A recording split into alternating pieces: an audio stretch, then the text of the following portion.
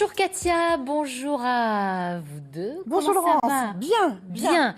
Alors Katia, ce matin au programme, les jardins thérapeutiques en Oui. franchise. Eh ben, on va vous proposer une petite promenade. Ça vous fait du bien généralement oui. d'aller vous promener, Oui. peut-être de travailler au jardin. Mhm. Hein. On est beaucoup comme ça, effectivement, on apprécie les plaisirs, les bienfaits que peut apporter donc effectivement un jardin. Mais celui que nous proposons de découvrir aujourd'hui est réellement extraordinaire. C'est un jardin à visée thérapeutique. Terami est la première entreprise spécialisée dans la création de ces jardins. Elle est lorraine et elle développe aujourd'hui tout un réseau de franchises. Alors, pour en parler, on reçoit Philippe Pochard. Bonjour, vous êtes le cofondateur donc de Terami. Merci beaucoup d'être avec nous. Un jardin, c'est donc une bouffée d'oxygène. D'ailleurs, une étude récente réalisée par l'Université de Lorraine et le CHRU de Nancy démontre que le burn-out des soignants est moins important dans des secteurs de soins hospitaliers qui ont un jardin. Le jardin, outil de prévention donc du burn-out des soignants. Oui, c'est prouvé. Martine Batt, professeure d'université en psychologie à l'Université de Lorraine, a étudié ce sujet passionnant. Elle va nous livrer aujourd'hui le jardin secret de ses travaux. Merci d'être avec nous, chère Martine. Philippe Pochard, on commence avec vous. Vous êtes donc la toute première entreprise spécialisée en création et accompagnement de jardins thérapeutiques en France. C'est une idée qui a germé en fait à partir de votre vécu familial. Oui, tout à fait. J'ai eu 2 grands-parents qui sont décédés d'Alzheimer et qui ont été placés en maison de retraite. Et à l'époque, ils n'ont pas eu la chance de vivre dans un environnement tel qu'ils l'ont vécu toute leur vie, c'est-à-dire entouré de jardins. Donc, quand on a été démarché pour créer des jardins dans des établissements, des maisons de retraite, pour des résidents atteints de pathologies type Alzheimer, s'est posé la question de comment répondre sérieusement à la réalisation de ces jardins pour que ça puisse être utile pour les résidents qui étaient. Alors, votre concept existe maintenant depuis 2 ans et demi. Comment vous avez lancé le projet et avec qui vous avez travaillé ? Alors, on est 4 cofondateurs Oui. sur Terami, 2 architectes paysagistes, mon frère et moi, basés sur Bayon, et 2 associés à qui on avait mandaté une étude finalement pour savoir comment bien répondre à l'attente de la réalisation de ces jardins dans les différents établissements. Donc vous avez étudié tout, aussi bien les matériaux, les couleurs, voilà, il y a eu plein de choses à l'étude. Oui, il y a eu beaucoup de choses et puis c'est très large puisqu'en fonction des régions dans lesquelles on intervient, des équipes soignantes qui sont sensibles ou pas au jardin, des résidents, de leur vie personnelle, de l'environnement dans lequel on se situe, en ruralité ou en ville, l'étude d'un jardin n'est pas la même en fonction des différentes configurations. Vous avez même fait un audit international. Hein. Oui, avant de démarrer Terami, avant de savoir si Terami allait exister, on a regardé ce qui se faisait à l'étranger, en Suède, au Japon, aux États-Unis, travaillé sur l'ortithérapie, tous les éléments qui se faisaient dans les différents jardins pour savoir s'il y avait réellement des outils qui existaient. On s'est rendu compte qu'il y avait une mine d'idées dans ces différents pays et beaucoup de choses étaient déjà faites. D'accord, alors vous restez avec nous. Terami, vous venez de le dire, hein, vraiment le fruit de passion commune. Et d'ailleurs, le ministère en charge de la santé et de l'écologie avait annoncé dans le dernier plan santé-environnement la volonté justement de favoriser la nature au cœur des villes et de créer des jardins thérapeutiques dans les établissements. Eh bien voilà, on peut dire que Terami fait figure de précurseur. Regardez ce très beau reportage signé Malika Boudiba. Un jardin pas comme les autres à Saint-Quirin, un jardin à visée thérapeutique. Ce jour-là, un soleil d'automne dont profitent quelques résidents de l'EHPAD La Charmille et des adolescents de la maison d'enfants de Lettenbach qui, une fois par semaine, viennent donner un coup de main. C'est un outil multidimensionnel qui permet de travailler sur la prévention de la dépendance, ne serait-ce que le côté déambulateur de ce jardin qui est quand même très vaste et qui permet aux résidents de bouger. C'est un outil également de contemplation tout simplement, sur lequel on travaille beaucoup en termes de réminiscence.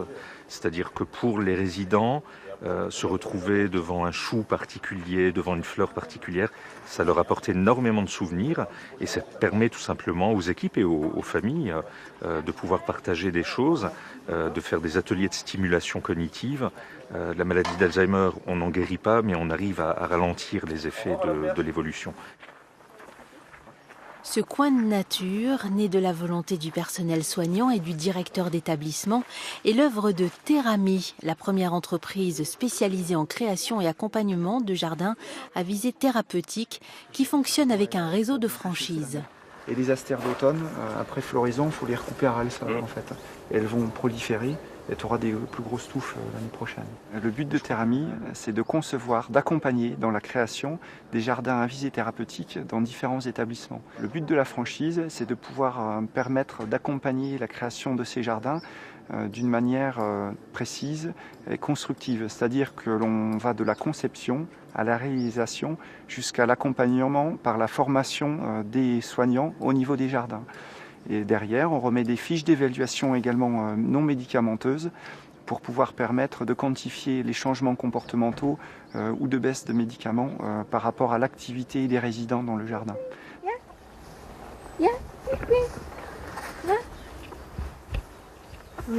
Les familles, oui, elles le remarquent aussi, et puis en même temps, elles en profitent énormément. En arrivant dans ce jardin-là, on est hors institution, il est totalement sécurisé, mais on ne se retrouve pas dans le cadre d'une chambre, on ne se retrouve pas dans un cadre collectif, on est en plein air, et du coup, ça, même s'il est très grand, il offre une certaine intimité pour les familles.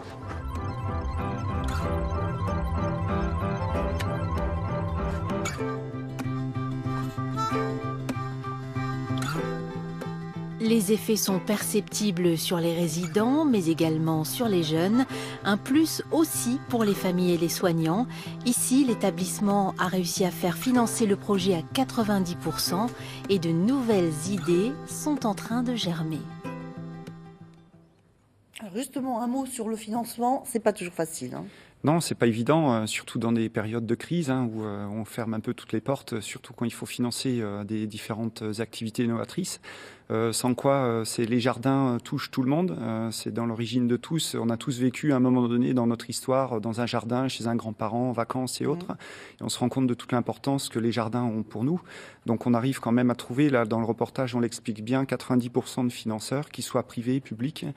Pas forcément qui viennent des ARS ou autres, dans la mesure où le projet est vraiment bien porté, on montre le suivi et l'accompagnement qu'on peut avoir sur la durée, et que c'est pas un coup, une fois, mais que le jardin, il est là pour durer dans la longueur. Bien sûr. Et que même s'il y a des changements de personnel soignant ou autre, on est toujours là pour accompagner, recréer de nouvelles formations, et on suit régulièrement, tous les ans, on quantifie l'évaluation, la baisse médicamenteuse par rapport aux résidents qui l'utilisent, les changements comportementaux. Donc c'est des éléments qui vivent et qui durent. Donc on a plus facile à faire financer ces jardins. Absolument, ça fait maintenant partie de notre paysage. Les franchises, vous en êtes où? Combien y en a-t-il dans l'Est et plus globalement? Oui. Alors au niveau national, 7 franchisés sur les différentes régions, oui. Qui développent différents jardins. Une vingtaine de jardins ont été réalisés au niveau national, une bonne dizaine au niveau de la Lorraine. On recherche à l'heure actuelle quelqu'un pour nous épauler au niveau de la Lorraine. On va d'ailleurs montrer votre site, puisque voilà, oui. Vous pouvez donner peut-être un peu le profil, ce qui vous recherchez exactement. Il faut avoir l'âme entrepreneuriale, avoir un vrai côté humaniste, parce qu'on travaille avec des personnes, il faut avoir le ressenti des personnes et vraiment créer pour eux. Oui. Donc on va les accompagner pour la création des projets, mais il faut être créatif, il faut savoir communiquer, échanger avec les personnes. Il y a un certain nombre de réunions avec des équipes soignantes, des résidents, des familles pour créer les projets. Avoir de la rigueur pour créer ces projets en accompagnement des entreprises qui les réalisent, et de la rigueur pour le suivi dans la durée des jardins, pour quantifier les baisses de médicaments, donc revenir vers les établissements régulièrement. Donc savoir vendre, créer, écouter les personnes. Et ce que je trouve formidable, c'est l'accompagnement que vous faites vis-à-vis de ces personnes, effectivement. Un dernier mot rapide pour conclure. Oui. C'était évidemment un projet qui vous tenait à cœur, un projet humaniste aussi que vous voulez porter. Tout à fait, je pense que c'est une petite goutte d'eau et si tout le monde pouvait apporter un petit peu, j'irais pour la société, c'est des éléments qui feraient que tout le monde aille mieux à l'heure actuelle. Donc le jardin est un lieu de vie et de rencontre pour tous, donc je pense que c'est un bon point à l'heure actuelle. Très bien, en tout cas moi, je trouve vraiment passionnant ce sujet, ce reportage, et je vous félicite pour ce que vous faites. Voilà. Merci. C'est vraiment un pas en avant effectivement pour l'humanité, Merci. pour tout le monde, pour nous tous. Merci beaucoup. Tout de suite place à nos offres d'emploi.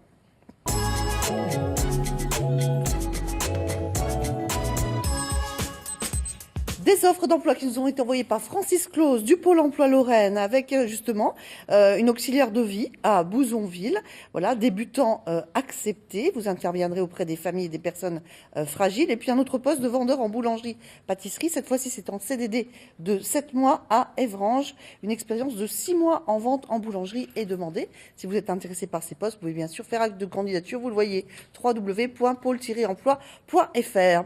On vient de comprendre donc tout l'intérêt de la démarche de Therami et de l'implantation de ces jardins thérapeutiques et justement de récents travaux réalisés à l'Université de Lorraine auxquels a activement participé donc Martine Batt, je le rappelle, professeur d'université en psychologie de Lorraine, en étroite collaboration, il faut bien le souligner, avec le CHRU de Nancy, démontre que le jardin est un outil de prévention de burn-out des soignants. Le jardin élargirait donc les risques de burn-out chez le personnel hospitalier. Martine? Oui, c'est vrai. On a constaté à partir des travaux qui sont réalisés au laboratoire Interpsychiatrie de l'Université de Lorraine, en collaboration très étroite avec le docteur Jonvaux, qui est responsable de l'unité cognitivo-comportementale qui accueille donc les maladies d'Alzheimer et qui a créé le jardin prototypique Art, Mémoire et Vie. D'ailleurs, M. Pochard le connaît puisque c'est là qu'il est venu apprendre. Et donc, ce jardin-là est un lieu d'investigation de différentes recherches. Un des grands programmes de recherche, ça a été d'évaluer l'effet du jardin sur les équipes de travail.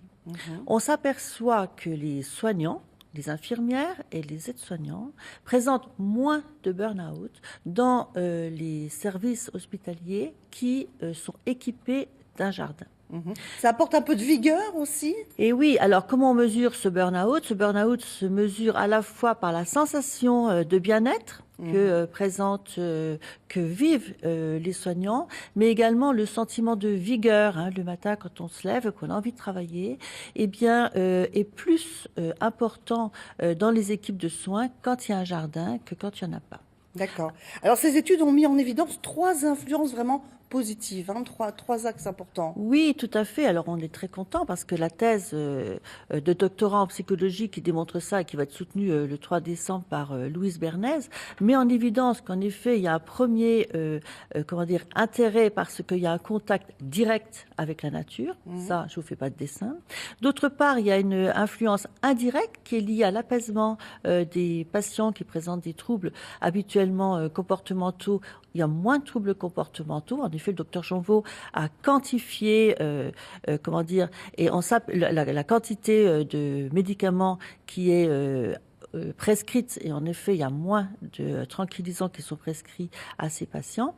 Et puis, d'autre part, il y a une influence organisationnelle puisque le jardin, c'est un lieu de vie. C'est un lieu de vie où les soignants vont se retrouver ensemble, où les soignants vont se retrouver avec des familles, avec les enfants, les petits-enfants des patients, qui vont créer des relations qui vont être en dehors de la chambre d'hôpital et les thèmes de conversation vont être le jardin, puisqu'on a tous l'expérience de ce type de vécu dans un jardin. Oui, absolument. Alors attention, bien sûr, un principe de précaution quant à l'ergonomie, bien sûr. Oui, alors c'est ça. L'étude, elle montre aussi ceci de très intéressant, c'est que dans les jardins qui sont équipés, on parle de jardins thérapeutiques aménagés, eh bien, il va falloir être très attentif au type d'aménagement. Et parfois, on rencontre davantage de douleurs. Des troubles musculo-squelettiques quand le jardin n'est pas bien aménagé. C'est la raison pour laquelle le prototype du jardin Art, Mémoire et Vie propose vraiment une marche à suivre pour un dispositif systémique qui va permettre d'éviter ce type de douleur. Il ne faut pas faire n'importe quoi. L'ergonomie est très importante. On sait que c'est extrêmement important, notamment chez les soignants qui ont à mobiliser des charges importantes. Et il va falloir veiller à cet aspect-là. Merci beaucoup Martine Batt, merci beaucoup à tous les deux. Merci. Merci à vous 3. Lundi, Katia, le programme. On parlera des métiers du droit, tout à fait.